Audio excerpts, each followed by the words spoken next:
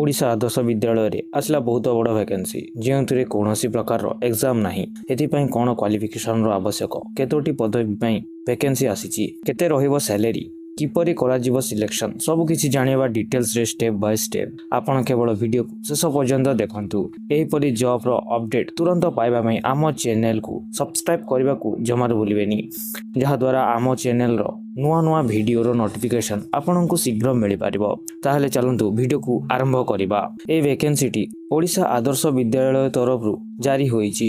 जदि एथिरे important date देखिबा ताहेले 20 फेब्रुआरी रु अप्लाई आरंभ होई सारलानी एवं एहार लास्ट डेट 20 मार्च रखा जाईची। एबे देखिबा हु कैन अप्लाई एथिरे केउ माने अप्लाई करि पारिबे ताहेले एथिरे समस्त ओडिसा रो कैंडिडेट माने अप्लाई करि पारिबे।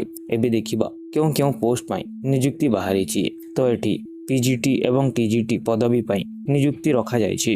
एबे देखिबा एज लिमिट जदि आपनको मिनिमम 18 वर्ष एवं मैक्सिमम 65 वर्ष हेउची ताहेले मध्ये आपण एठी अप्लाई करि पारिबे।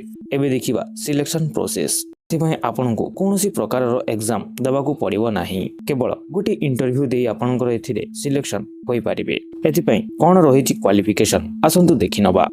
ताहेले एही जॉब पई आपण साधारणतः मास्टर डिग्री किंबा बैचलर डिग्री सहित बीएड करिथिले आपण एथिपाई एलिजिबल होई पारिबे। एबे देखिनेबा अप्लाई मोड आपण किपरि एथिरे अप्लाई करि पारिबे तो एठी अप्लाई रो मोड ऑफलाइन रखा जाईची तो आपण को स्पीड पोस्ट किंबा रजिस्टर्ड पोस्ट द्वारा एही एड्रेस रे 20 मार्च पूर्वरु निजर समस्त डॉक्यूमेंट सह पठाइबा को पड़िबो। एबे आसंतु देखिबा एही जॉब पई कोन रहिची सैलरी साधारणतः एठी आपनको पोस्ट अनुसार सैलरी दिया जिवो। नोटिफिकेशन को ध्यान रो सह टिके देखिनेबे।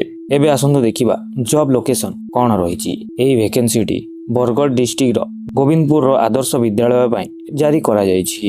एथिरे समस्त ओडिसा रो कैंडिडेट अप्लाई करि पारिबे। एही जॉब रो ऑफिशियल नोटिफिकेशन रो लिंक पिन कमेंट रे दिया जाईची। ध्यान रो सह पढि नेबे। वीडियो को लास्ट पर्यंत देखि दिबारु धन्यवाद।